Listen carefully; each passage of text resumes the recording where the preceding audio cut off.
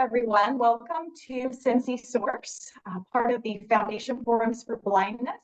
I'm Michelle Glaze, Director of Professional Outreach for the Foundation Fighting Blindness, global leader in driving retinal degenerative disease research. We are excited to bring to you Cincy Source tonight. This is our inaugural meeting. Cincy Source is an opportunity for professionals in Cincinnati and surrounding areas to really showcase and highlight different services, resources, or opportunities for individuals with blindness or low vision. The Cincy Source is specifically for professionals in the community, but certainly this information can be shared with patients, constituents, clients, consumers, so that they're aware too of all of the resources out there and available to them as individuals affiliated with the blind and low vision community. We are thrilled to be able to provide this resource sharing opportunity to all of you, and we appreciate you joining us. These meetings will be held quarterly, so this is the first, and in a few months we'll have another round of Cincy Source with another round of presentations. This meeting will be recorded, and we will be posting it on our Foundation Forums page, which you can locate through the Foundation Fighting Blindness website, www.fightingblindness.org/foundation-forums. It will be under the Cincy Source link. So I would like to go ahead and give you an overview of what to expect this evening, and then we'll get things kicked off. I'll be first introducing our team of founding members, and then we will dive into 5 different presentations. Each of our presenters will have about 5 to 7 minutes to highlight who they are and what their organization has to offer to the blind and low vision community at large. We will hold all questions until the very end of the session today, and then we will open up. So if you have questions, you can either type those into the chat or just make a note of them for yourself, and then we'll invite you to ask questions of our presenters at the end. This will last about an hour, so we're looking forward to a robust discussion. Please don't be shy. We do open up for Q&A. We appreciate engagement. So I want to start by just introducing our team of founding members. And the founding members are really the group of individuals who pulled Cincy Source together. I'm very grateful to this team. Andrew and I, you'll hear from Andrew later. He's our professional outreach coordinator. We worked with a wonderful team in Cincinnati, Dr. Michael Lyons, Jim Shirk, and also Lisa Kim. I would like to give our founding members just a quick minute to say hello, and if you have anything you want to share or highlight about your relationship to the foundation or just the blind and low vision community, I'd like to give you the opportunity to do that. So I'm going to start with Jim Shirk. Jim, are you able to hop in and say hello? I'll do my best. My apologies. I was in a very lengthy follow-up eye doctor appointment, so I apologize for the sunglasses and being in transit. But hello, everyone. I'm the Vice President of the Cincinnati, Northern Kentucky chapter of the Foundation Fighting Blindness. Been involved with FFB for over 10 years in a leadership position for about 7. We're excited to be able to kick off this initial Cincy Source event, and in hopes that sharing professionals have the resources they need to assist especially newly diagnosed patients and their families with inherited retinal diseases. So I want to thank you all for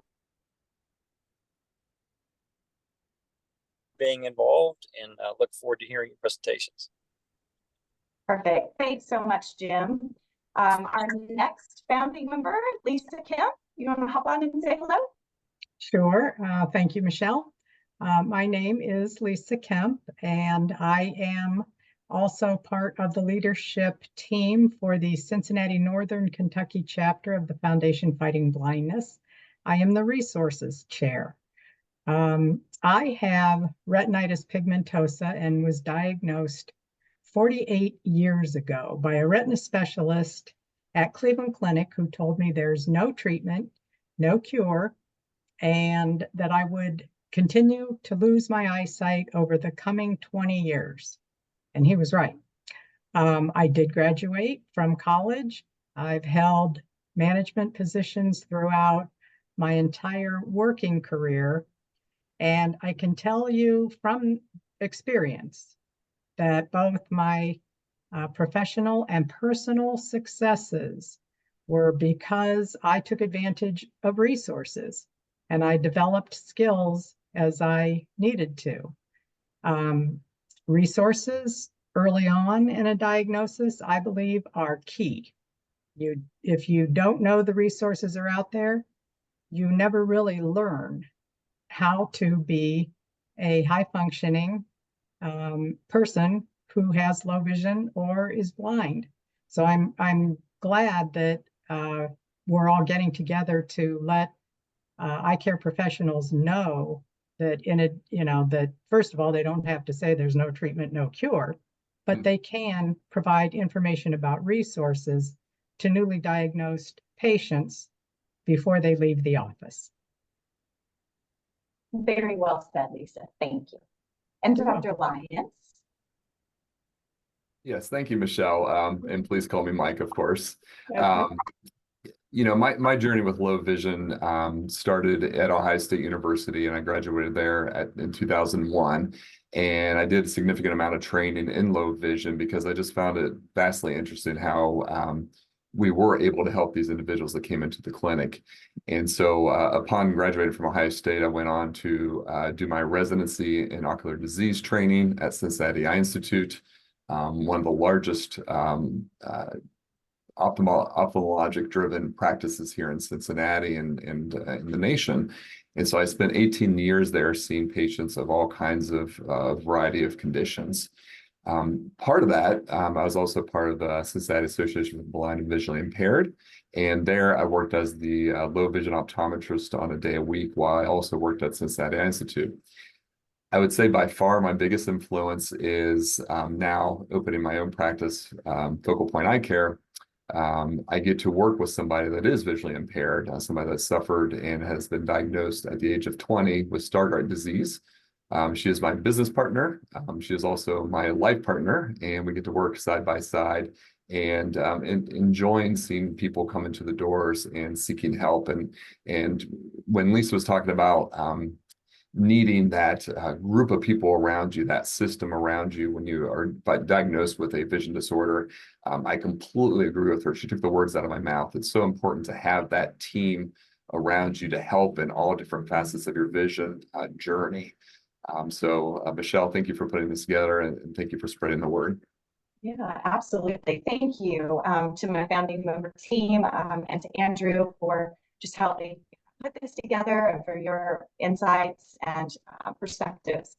We're excited to be able to get the presentations kicked off, and I'm going to turn things over to Andrew. He'll do a formal introduction, Mike, for you for your presentation. So Andrew, take it away.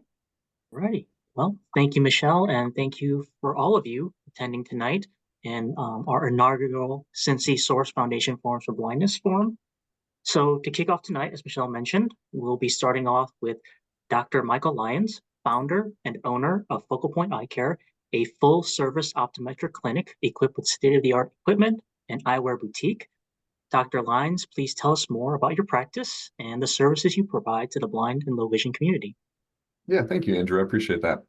Like I said, my wife and I have been practicing. She runs the practice. I manage the practice. I work there as a doctor, I say.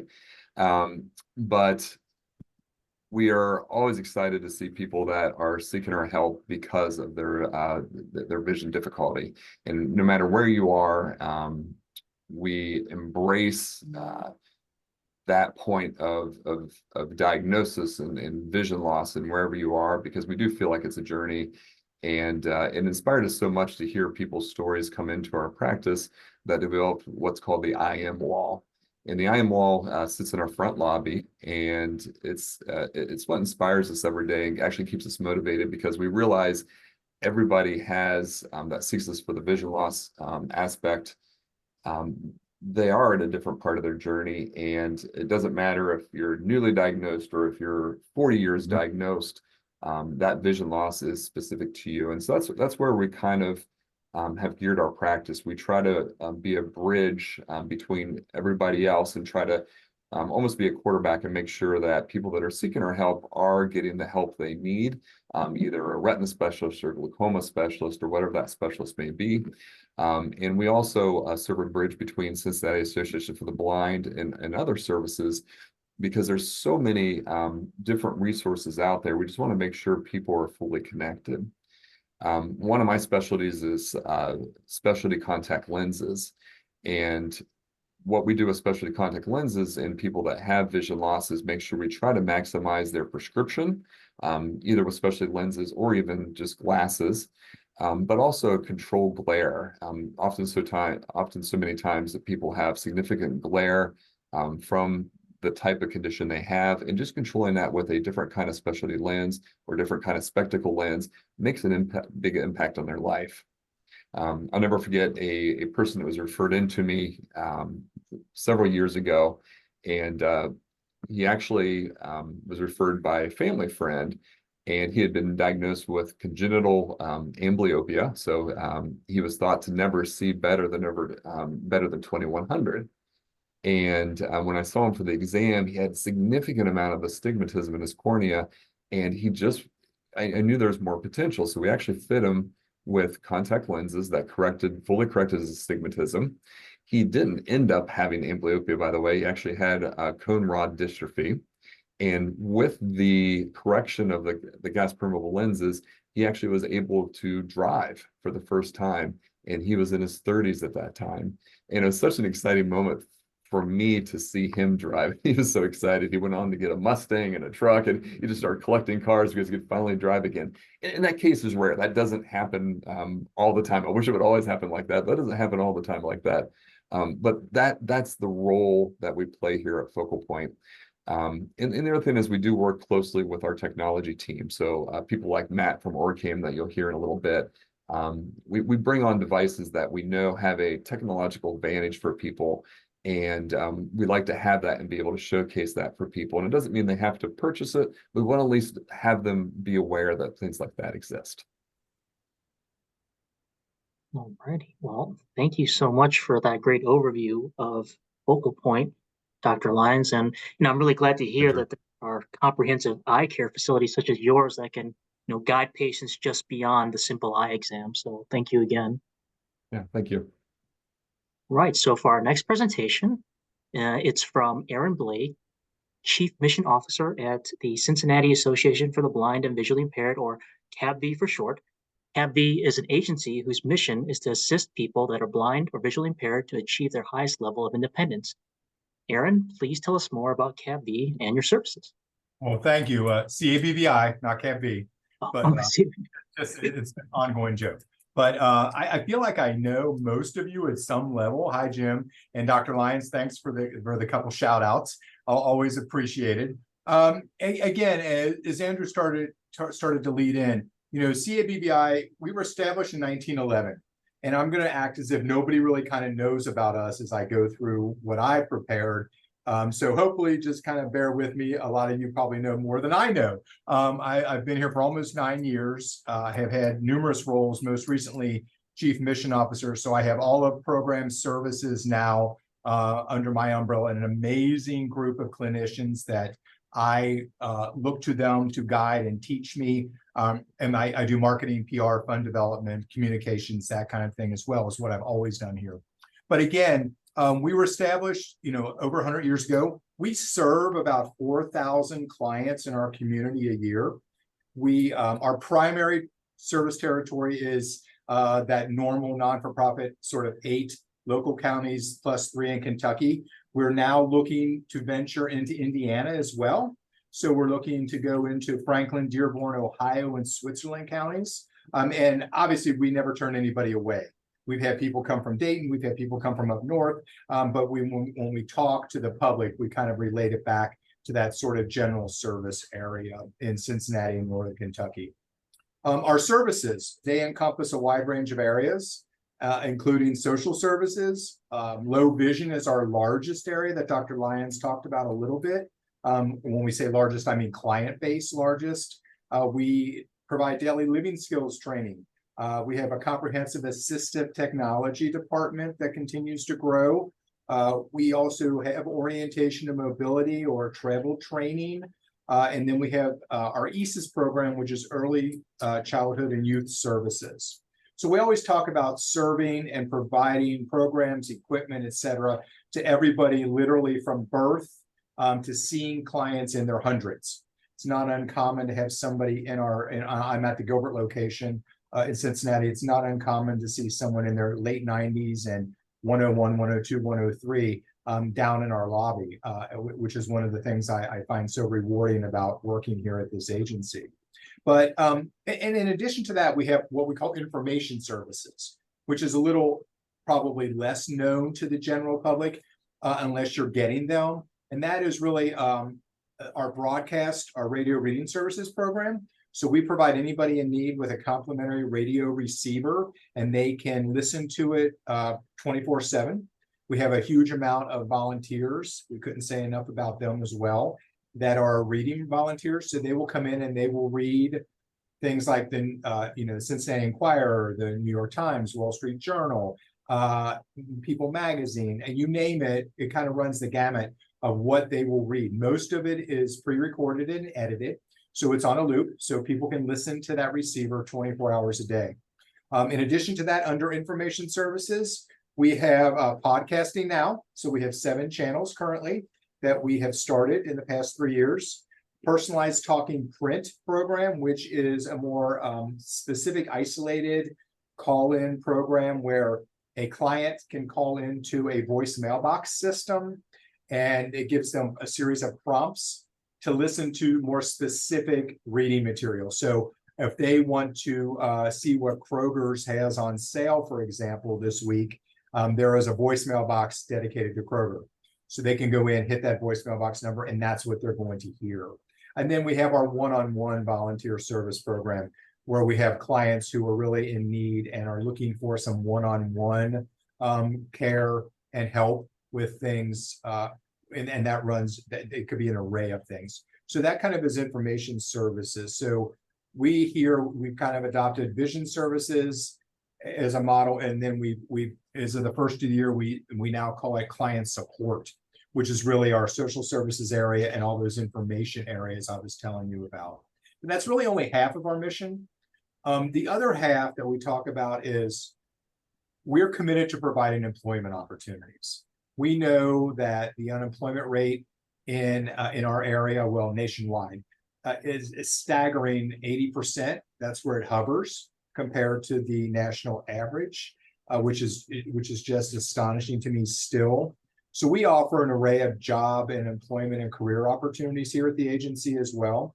We have a comprehensive social enterprise center. We have government contracts through the Abilities One program.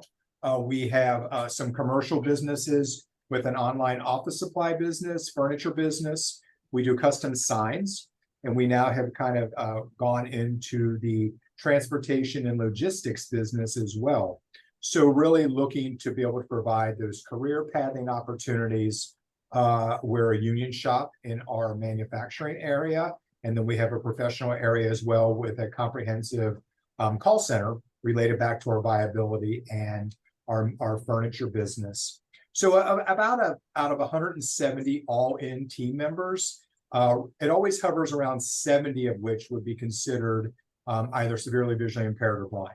So we're very proud of that as well. We do some stuff, if you know or don't know, with Wright-Patterson Air Force Base in contract management closeout. We have some contracts with them, and we have a base supply center, which is really a giant office supply center up at Wright-Pat as well. So again, about 170 team members all in. Externally, again, just share, we do a lot in our community with outreach. We try to be at as many health and senior expos as we can. We visit a lot of senior centers on delivering our messaging, talking about what we do, and really continuing to try to expand our reach.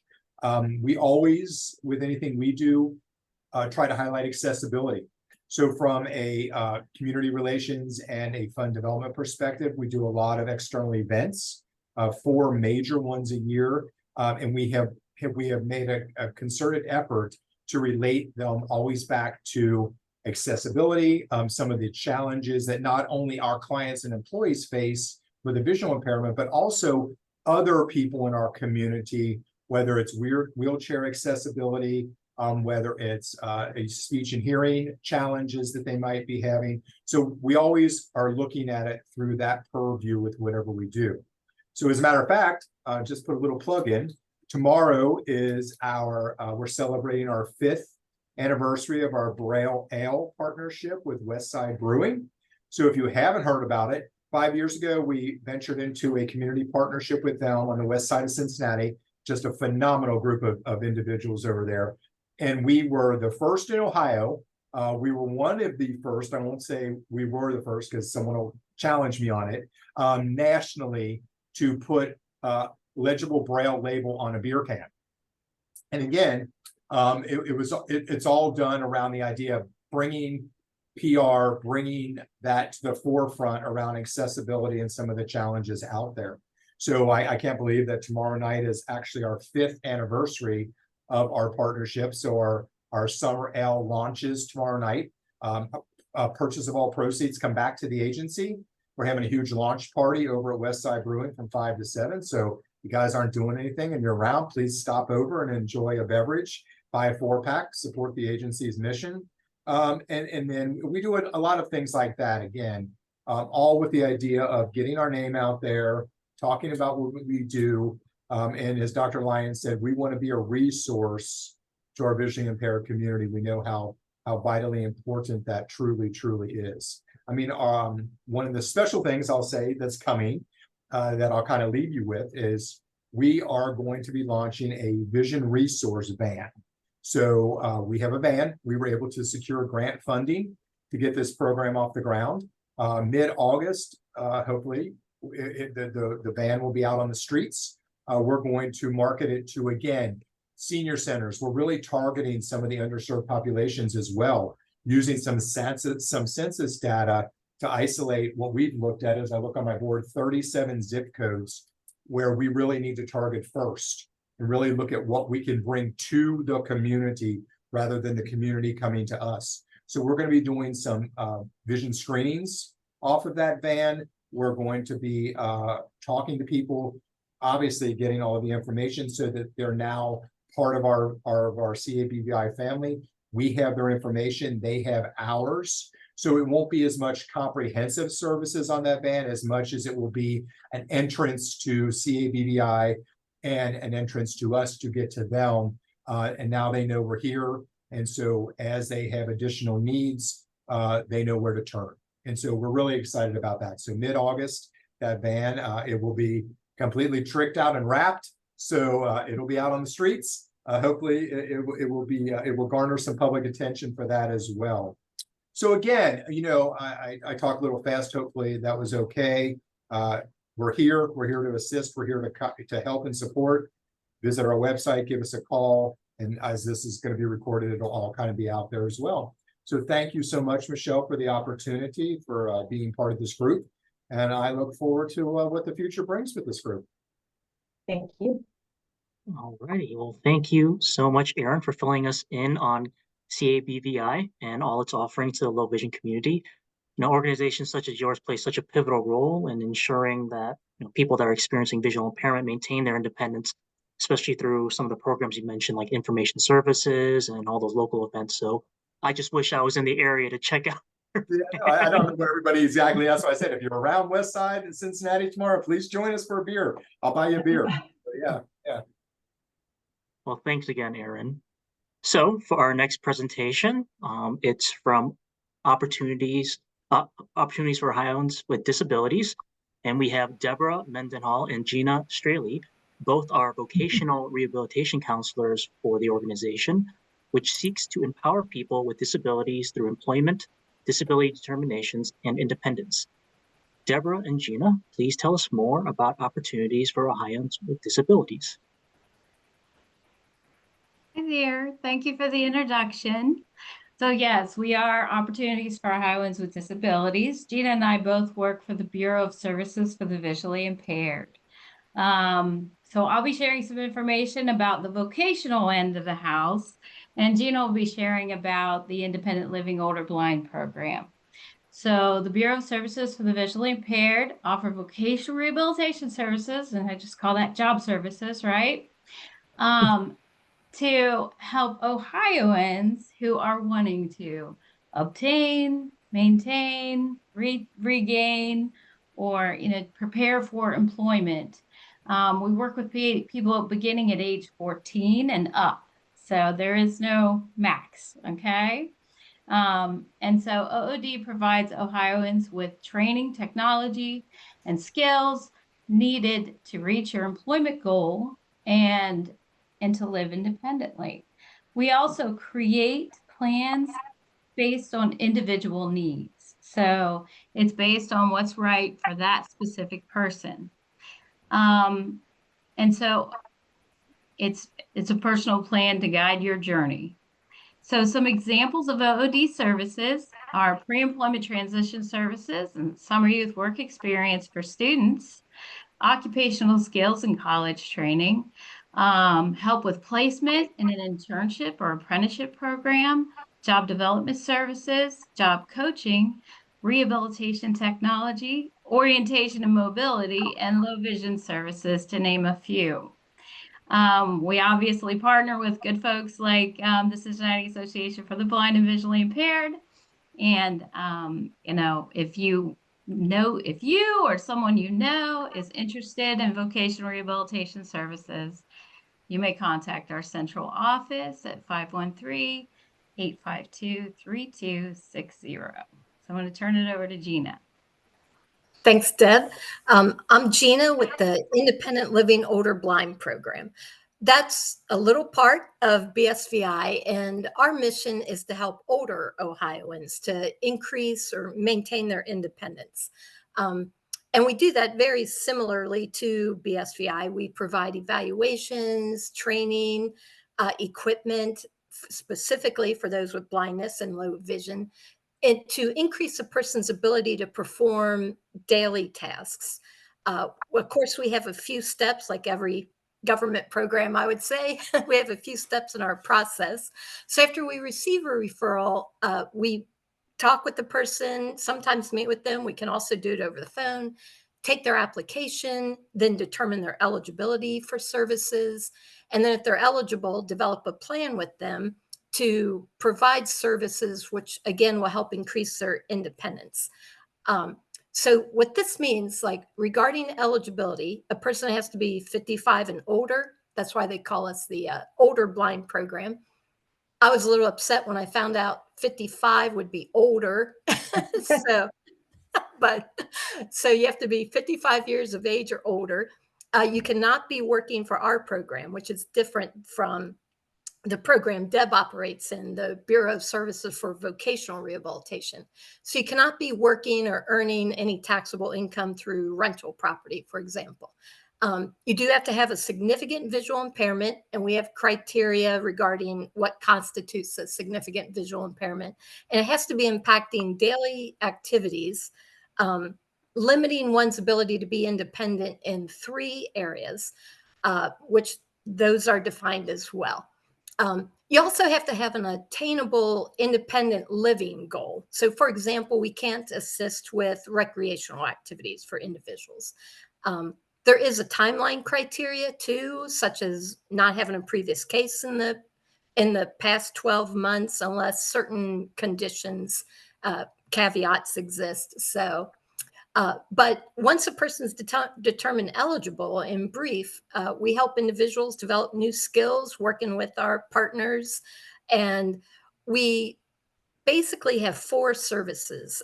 Deb already mentioned a couple of these. In an ILOB, we can provide 4 different services based on individuals' needs. So not every individual would receive all 4 services, but it can be low vision services, which essentially is magnification equipment, sun filters, proper lighting in the house, activities of daily living training, such as on meal preparation, orientation and mobility, which is using the cane, as well as learning protective techniques, and assistive technology services, such as someone is using their computer, iPad, laptop or to access like My Chart or to do their banking, or some individuals, older individuals no longer can drive due to their vision impairment. So they can't go grocery shopping for themselves. So they like to order their groceries online and have them delivered. Well, one of the things that we can provide is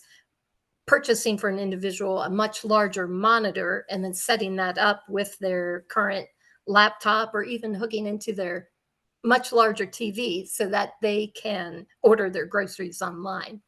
And of course, then after providing services, then we close the case. And if someone's interested in services, they can start the process by calling us, all the traditional methods, phone, fax, email, or online. And I can provide that information.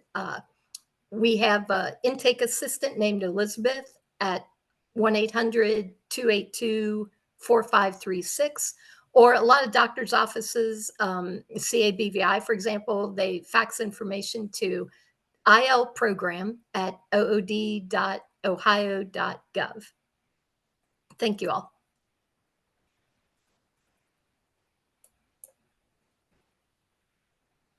All righty. Well, thank you so much, Deborah and Gina, for that great presentation on OOD. And listing all those comprehensive resources that you guys have, which certainly help those in our low vision community maintain their independence, which is so very important. And our next presentation is from OrCam. We have Matt Darusz, Senior Sales Manager for OrCam, a company that produces portable devices that allow visually impaired people to understand text and identify objects through audio feedback, which sounds super cool. Matt, please tell us more about OrCam. Absolutely. Thank you very much for having me. So OrCam, we have multiple different devices, and I'll show you a little bit how they work. I know we're limited on time. One of the main things that's been said on this call is support and service, and that's exactly what I try to do too. Dr. Lyons carries these products. CABVI carries these products. I've worked with OOD throughout the state, looking to do more of that in Cincinnati. But what we do here is we have devices that can do facial recognition, barcode scanning of food, dollar bill identifier. You can get the device to work in 3 different ways, simply by tapping the device, pointing with your finger, or giving voice commands. Today, actually, I met with a financial advisor, and these products can read charts. With the new incorporation of AI technology, you can talk to these devices similar to like an Alexa. Without Wi-Fi, these products can work as well. There's an app that's able to be used with it. I worked with a student out of Indiana, which was helping him with his Algebra 2 homework. I believe my IQ went up like 3 points after that one because it was reading parabolas and graphs and charts, which has not really been able to be done previously. So with these devices, we do get, grants, we help with financial aid, we do a lot of different things. And what I mean by that is, it'd be awful for me to show up to show somebody some assistive technology and then they can't get it. So I really look for people to be able to help with those things, if it's school districts or if it's OOD or if it's grants or if it's funding from Lions clubs. Those are all places that I've been able to pull money from. So this product right here is called the OrCam My Eye Pro. So I'm just going to turn it on real quick. It was in sleep mode. And how it does is it has little magnets. I have it on the left and right side here. So when you put your glasses on, it just snaps on to the side just like this. It's about the size of a thumb drive. And so simply by holding something out, I can tap the side of the device.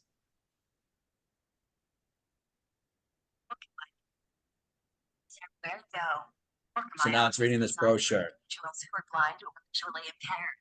If I want to stop it, I just put my hand out like this. So there's gestures that can be used. And again, this is 100% independent from Wi-Fi right now. If I want to know the date and time, I can simply, so I put my wrist up. July 10th, 2024.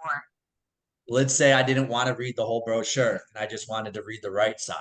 I would just point out with my finger. And it reads the right page. I will say women with painted fingernails, it does work a little bit better for them. But, the thing is, it's great all around to be able to see this work in multiple different ways. It can work on a menu. It can work by pulling out certain things by certain words.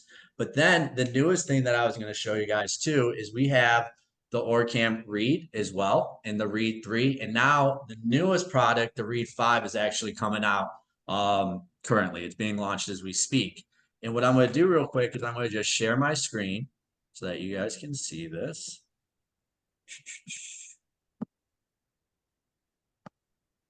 All right, so we're sharing.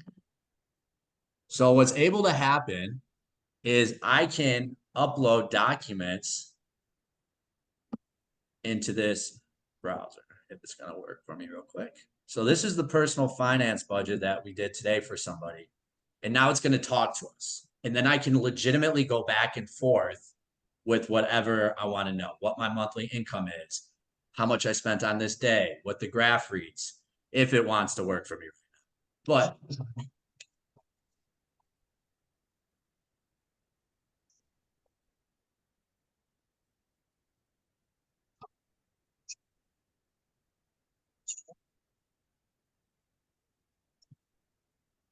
no, how much money did I spend on food and groceries in May? It was really hard to hear. So what that did right there, I'll stop sharing, is it actually said I spent $800 in May. So now you can upload things, you can put anything underneath. So it's right here is what it looks like. It's on a stand, right? So it's on a stand, and we're the only company that actually has a device that can work like a CCTV, but then also be a handheld device. What you just saw there as well. So by taking this device off, I can then point it at a book.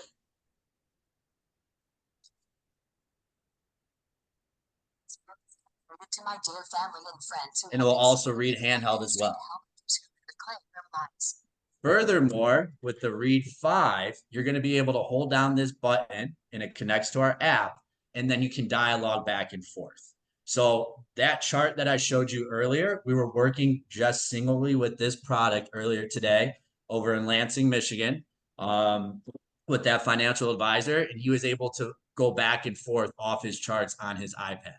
So with that being said, we have multiple devices, creating support pockets of, Dr. Lyons, Cincinnati Association for the Blind and Visually Impaired, colleges, doctors' offices, to where we're able to get these in the hands of people, but ultimately just add it to their toolbox, see if this is going to benefit them. But with the incorporation of AI and all this new technology that's currently happening, it's pretty awesome to be able to come to somebody with a solution that works. Similar to what Dr. Lyons said earlier. And I call it a pop quiz every time I meet somebody, because everybody's life is so different. You don't know exactly what's going to work or how it's going to do that. So by learning about them, either school, work, computer, any of those things, we just incorporate that into our products and just give them the best support we can. So those are my products, a quick little summary of it. But if anybody needs anything in relation to OrCam in Ohio, Indiana, Michigan, now West Virginia, I cover all those states. And I'll actually end it with one thing. Recently in Michigan with vocational rehab, we just had a scavenger hunt with this product for 18 students. There's a feature called What's in Front of Me. So again, with the incorporation of the internet, I'd say the product about 80 to 90% of the time doesn't need the internet at all. But it was able to describe the settings. It was able to describe turtles. It was able to read the summary of the animals. And so we had 18 students who were able to do that. And the second part is on the 21st of this month, where they're going to be doing like an outdoor fishing excursion as well. So it's been really neat to see this product evolve and help people. So that's what I have. Alrighty, well, thank you so much, Matt. The future really is now. All that stuff you showed us is super cool, and I wish I could use it myself, actually. But it's I can't wait to see how this technology continues to develop, because this is not something that I would even have imagined a couple of years ago to be possible. So thanks again, Matt, for sharing with us. And finally, I'd like to introduce our very own Michelle Glaze, Director of Professional Outreach at the Foundation Fighting Blindness. Michelle, please tell us more about the foundation and any updates that you may have. Sure. Thank you, Andrew. And thank you to all the great presentations. I have some questions for some of you as we proceed. But I'm Michelle Glaze, Director of Professional Outreach. Andrew and I head up the professional outreach team nationally for the foundation. So we are a very small and mighty team. The mission of the Foundation Fighting Blindness overall is to drive research to find treatments and cures for blinding retinal diseases like retinitis pigmentosa, Stargardt disease, Usher syndrome, and we do fund some dry AMD research as well. There's a lot going on in the field of research, so lots to be hopeful for. And part of what Andrew and I do is connect with eye care professionals and all sorts of other professionals all over the United States to really empower them to provide knowledge, community, and hope to patients and families as they go through their personal journeys with vision loss. We have a variety of different resources through our professional outreach team, materials and brochures, pamphlets, disease-specific literature, and different informational items that can be shared. Those are available through PDF versions or QR codes. Those are things that Andrew can get to you or any other professional who would like to have those at their fingertips for individuals with vision loss as you're interacting with them. We also put out a monthly newsletter where we have announcements about upcoming webinars or events, clinical trial breakthroughs. We feature episodes from our Eye on the Cure podcast or just any other important information that would be of interest to professionals in our community. We do have a number of different videos and webinars, and we do presentations virtually and in person. Our webpage is at fightingblindness.org. There's a link called Eye Care Professionals in the top right-hand corner. And on our webpage, you can see a number of the items that I've mentioned. Some of the recordings that we have that are on demand include national webinars like we hosted in March. It was called Best Clinical Practices for Patients with Inherited Retinal Disease, and it featured Dr. Rachel Huckfeld, who's an MD at Mass Eye and Ear, and Dr. Rochelle Lynn, who is an OD at Southern California College of Optometry. They provided a wonderful overview of how an eye care professional can best serve their patients with an inherited retinal disease from start to finish, from delivering a clinical diagnosis to diagnostic testing, and genetic counseling, the clinical trial landscape, and even referrals amongst professionals. On that page, the Eye Care Professional page, we also have some other items. One is an on-demand webinar series. We will soon have 8 episodes included in that series. It's called A Path Forward for IRD and Dry AMD Patients. That'll be 8 very short on-demand webinars. Each is about 10 minutes in duration. So we gather bits and pieces of information at your leisure, and we encourage you to visit our site. As I mentioned early on, we're also going to be housing foundation forums on our Eye Care Professional page that has, of course, resources in local communities where we have chapters. So I mentioned that our goal as a team is really to empower professionals to be able to provide knowledge, community, and hope. And what we seek to do is really encourage eye care professionals and other professionals to refer individuals with an IRD to specialists who are very well versed in the inherited retinal diseases, like Dr. Lyons and others in the Cincinnati area. We have a number of wonderful eye care professionals that serve the IRD patient population.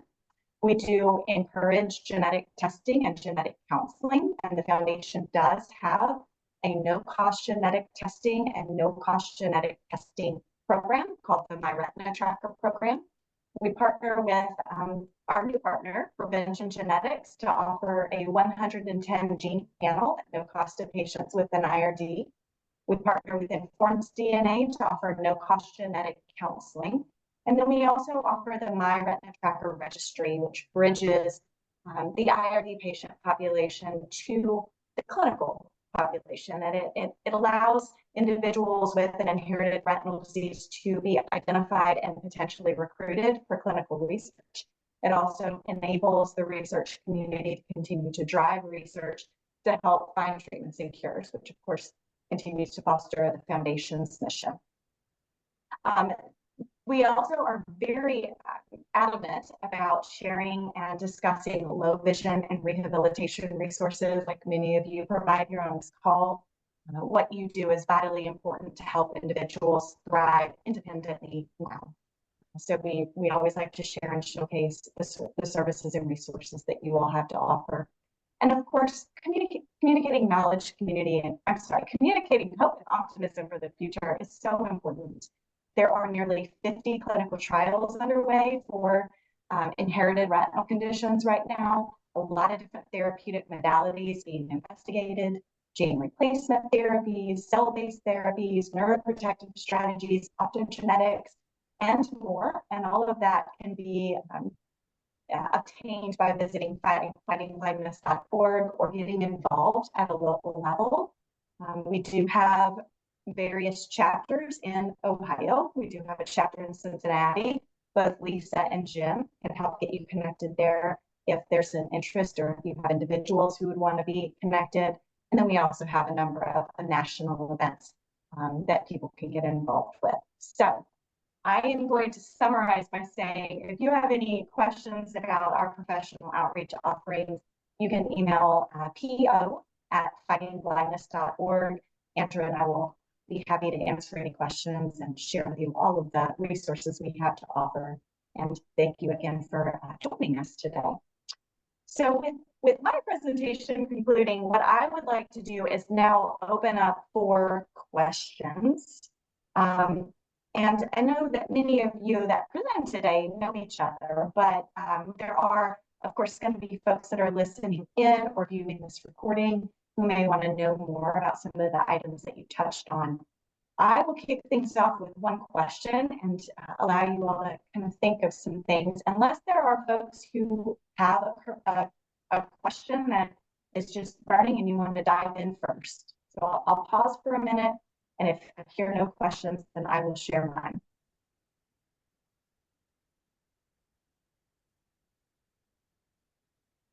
Hey, Michelle, I have a question, if I can. Please. Hey, everybody. My name is Nick Mendler. I'm actually in Jacksonville right now as a part of the FFB community here, but I twisted Michelle's arm because I grew up in Cincinnati and wanted to hear about all the amazing resources that you guys have, which, again, you've blown me away with all the cool stuff. I really want a summer ale right now and some cool devices. But my question is, and I'll just direct it at Lisa, but anybody can really answer, because I do have family and friends that still are in the area. If somebody has, low vision, or they're, trying to figure out their journey, maybe, Lisa, you could tell me like your process of how you work with people, or anybody really that wants to kind of speak to that. Thanks, Nick. So I work in, like one-on-one, maybe as a mentor. Yeah, I think as just, let's just say it's a newly diagnosed person, and then, how do you kind of go about the process of figuring out where they are in their life and what they need and what they don't need, that kind of thing. Okay, well, you joined us early enough to know that I am not an eye care professional, I hope. I, have retinitis pigmentosa and was diagnosed at the age of 19. And I really do feel pretty qualified to work with and talk with and stand next to and walk with people who say, I was recently diagnosed, and it doesn't matter to me whether they're 19 or 49. I get it. And because the phases that we go through are the same, the deterioration happens at just about the same, everybody goes through the same thing no matter what their age is. And I understand that. I remember it. I let people tell me what they are struggling with. I ask them, what are you having a hard time doing? And then I can show them, all right, do it this way.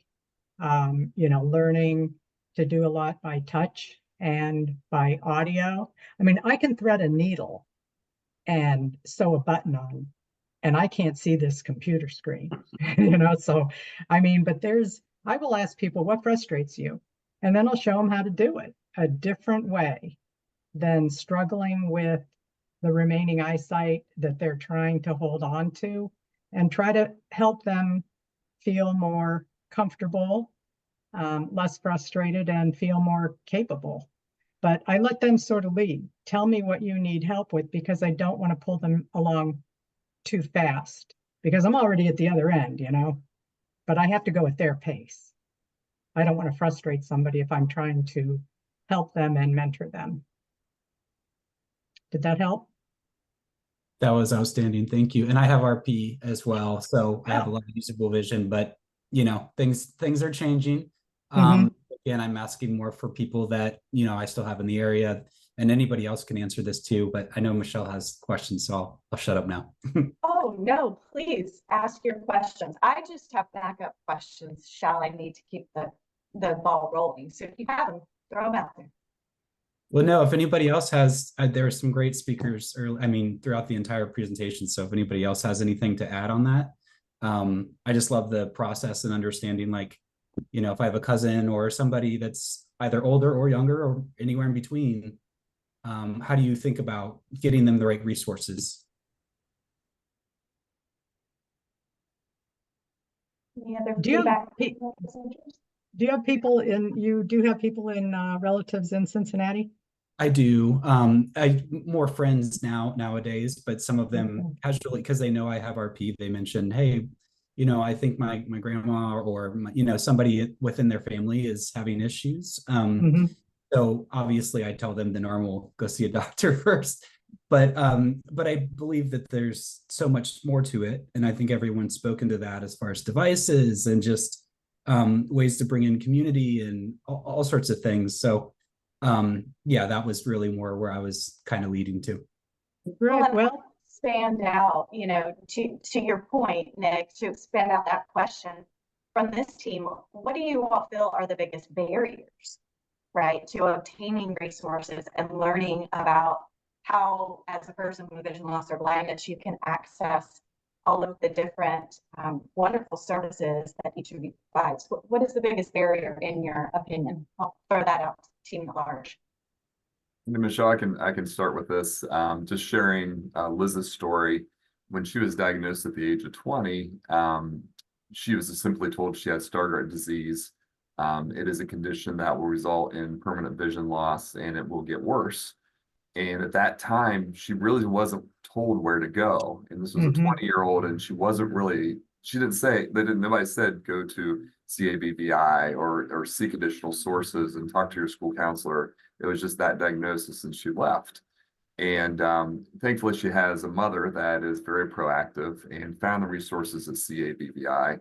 And I think that's the key for this forum, is to kind of spread the word that there's multiple practices, there's multiple providers, and starting with somebody like CABVI, or we often see people, again, kind of before that, because we pride ourselves in getting people in quickly, because as a parent, having a child with vision loss and not knowing what that means, I think some of the important thing is to get to somebody quickly, because you really want to just kind of explode and say, well, what do I do now?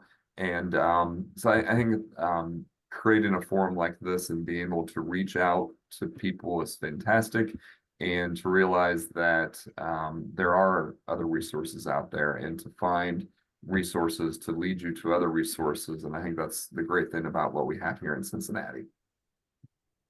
If I can add to that, people who are working and experiencing vision loss, they don't know about OOD, and they think that once their vision gets to be bad enough, they're going to have to quit working and not be able to, earn any income anymore. And it's so not true, but doctors forget to tell their patients about OOD and, the training and the rehabilitation that they provide. But I think one of the biggest barrier for people who are vision impaired is that They don't know what they don't know. They don't know that the resources are out there. They don't even know to look for them. And then you run, if you do Google searches, you run into all those alphabets. And it gets, you don't under BSVI and CABVI and OOD and AFB and NFB and, you know, on and on it goes. And people get so frustrated, they need somebody to help them determine which agency, which organization best fits where they're at the time. And this is Aaron from CABVI. I'm sorry, I'll just take a brief moment. And I'm looking at it a little bit when we talk about barrier from a different perspective. And one of the biggest barriers I deal with in the community, internally with our clients and our employees, is really transportation. In our community, transportation is an extreme barrier. You know, we do a lot of work. I do a lot of work with Metro and with SORTA and with the Cincinnati Accessibility Board of Advisors, groups like that I've tried to get in front of and get involved with to continue to bring transportation challenges to the forefront. And again, not just for people with visual impairment, but as we know, people that are socioeconomically challenged, educationally challenged, living in poverty-stricken areas, food deprivation, all of those things come into play when it comes to transportation. That's one of the reasons why, you know, this vision resource van was so near and dear to me personally, as well as professionally for our clients. And that is back to what you were saying, they don't know what they don't know. Well, if they can't get to us, then we need to try to find alternative ways to get to them. And so I think if I had to pick one thing that's the biggest barrier is to this community overall, that would be the lack of a phenomenal city or county mass transportation system. That is true. All very valid points. Thank you for your feedback. Did I hear somebody chiming in?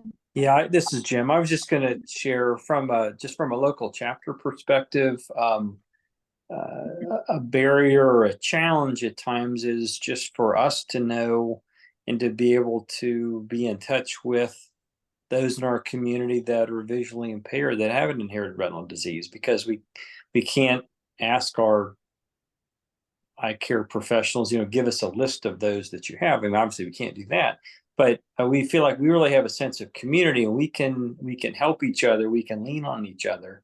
And we know there's a lot of more people out in our community that would benefit from just having somebody to talk to.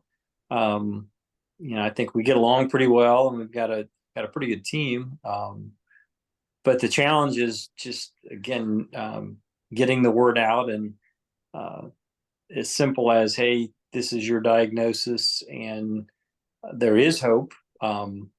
Here are a number of places you can go, and you might start with, you know, talking to somebody at this local chapter. So that's just my thoughts. Thank you for sharing. Thanks to everyone for sharing. This has been a really great inaugural meeting of Cincy Source. We are very quickly approaching the top of the hour, and I want to take just a minute to thank again the founding members, all of our presenters, and the participants and attendees.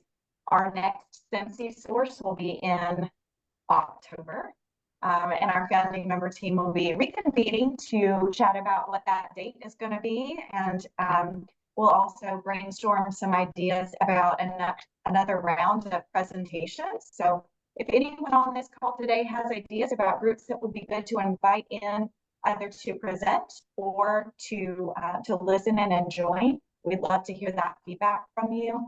Andrew will be compiling the recording and a list of all of the presenters with contact information and be sharing that. We'll also be posting that to the Cincy Source page. And we definitely appreciate all of you. Look forward to having you join us in October. Thanks again, and have a good evening. Thank you, Michelle. Thank you, Andrew. Thank you, everybody. Have a great night. Thank you all. Have a good evening. Good evening. Thank you, Andrew. Bye-bye.